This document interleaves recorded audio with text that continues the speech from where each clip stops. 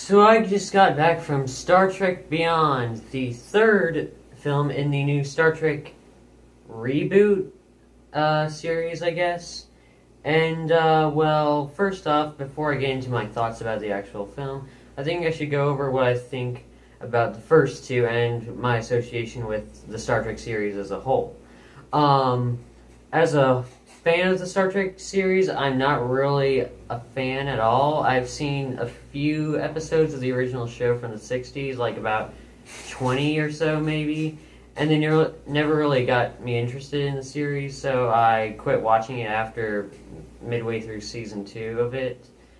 But then I went around and got to watching the 2009, technically remake, I guess, like they did. Well, the thing with this series is it's not really a remake. It is kind of, but in a way it isn't. But we'll get into that later. Yeah, I saw the 2009 film about, I'd say, 4 years ago now. Yeah, so maybe even 5. It was probably back in 2011 when I saw it first. And it actually caught my interest in the series. And it, in my opinion, the first movie is really good. It's a really fun science fiction action movie, and you don't really have to be a fan of the Star Trek series like me to like it. Problems with it are mainly script related, and the villain isn't that compelling. He's kind of generic, but he's okay as a villain goes, I guess, especially with how generic most of them are these days. So, yeah, but the casting was good. I thought everybody worked in the role in the first movie. Simon Pegg as Scotty is perfect. I was glad they had Leonard Nimoy in there because he was by far the best part of the original show, in my opinion. Karl Urban as Bones was really good casting choice, in my opinion.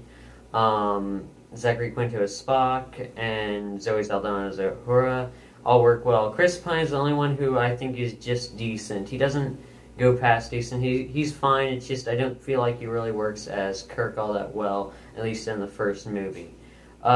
He got better as the film went along, but I wasn't really a big fan of him in the first movie. He's the main problem, other than script-related problems and the villain being not that good. But it is a very good film. If you haven't seen it, I really recommend you see it if you are not a Star Trek fan, sorry.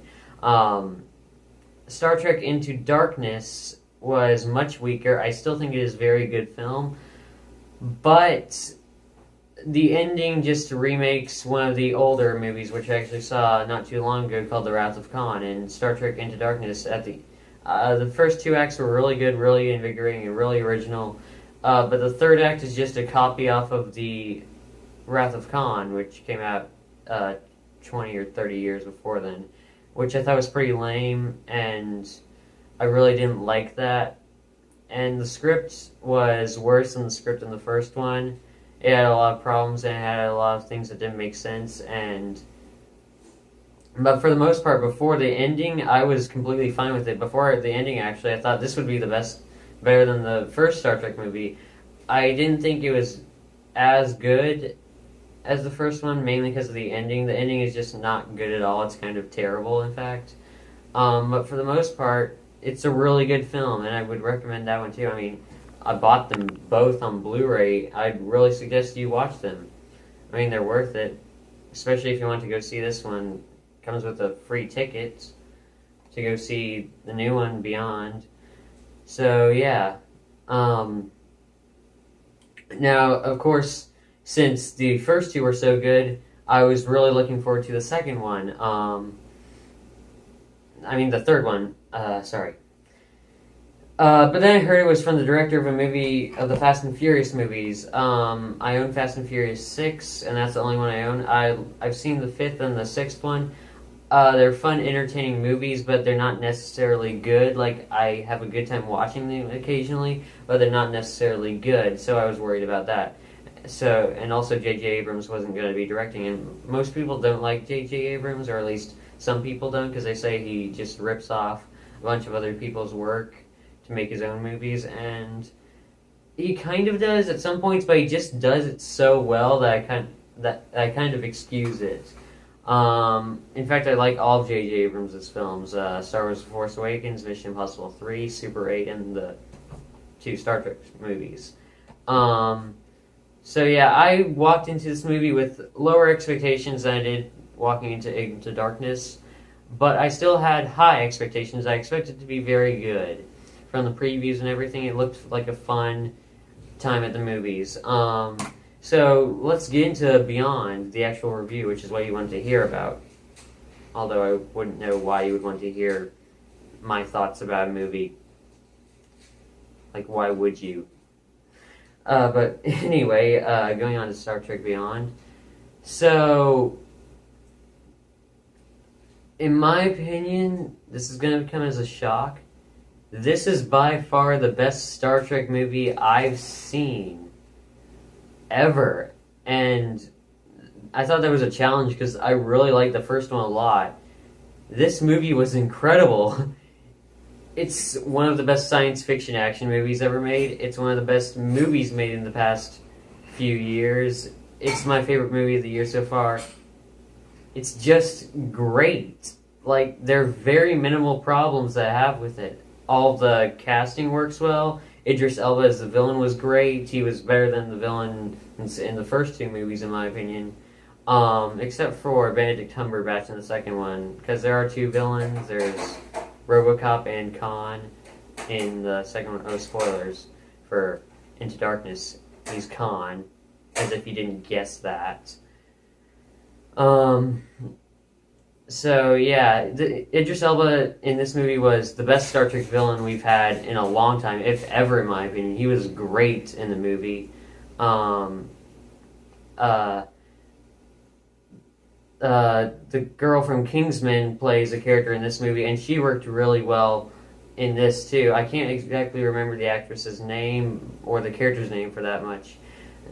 But she was very good in the film too, although I did think that in the end she didn't really add that much to the story, but she still did serve somewhat of a purpose, and she was very good and awesome in the movie. Everybody from the previous movies who returns in this is great, as always. In fact, I think this is the best that Chris Pine as Kirk has been in any of the Star Trek movies, which was a surprise for me. Most people are saying this is the weakest of the Star Trek movies, at least in this new quote-unquote reboot series. This is by far the best in my opinion. The visual effects are amazing, the action is great, it has a lot of really funny humor in it. I did think that they underused some of the characters, like Sulu and a few of the others. I thought they could have used more. They were kind of pushed into the background and didn't really do much. They were just kind of there, and that's my only real complaint for the movie. Like, special effects, action, humor, acting, even the script, which I had problems with the script in the first two.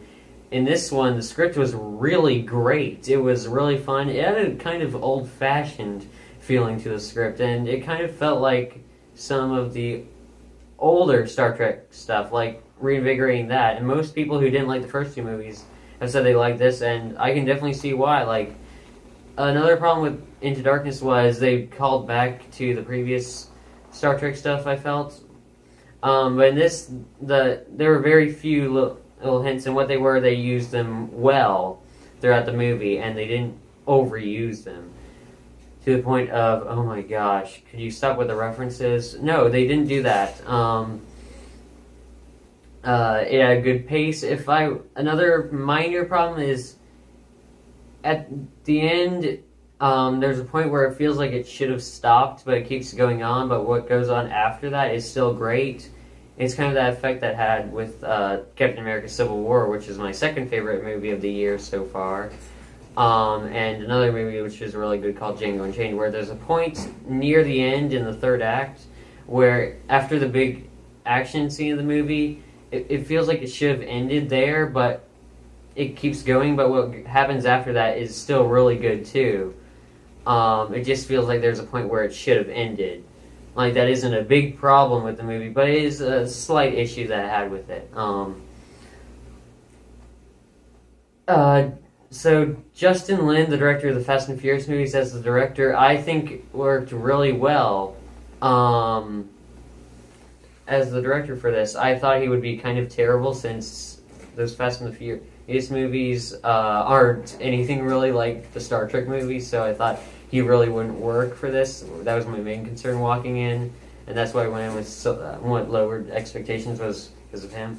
But he did a really good job in this, which I was surprised by. Yeah, and another little note that I want to make is, I guess because he's the director, he wanted to cut back on lens flares. If you've seen the first two movies, you would notice that there was a bunch of lens flares in the movie, which was kind of obnoxious at points and a little bit distracting.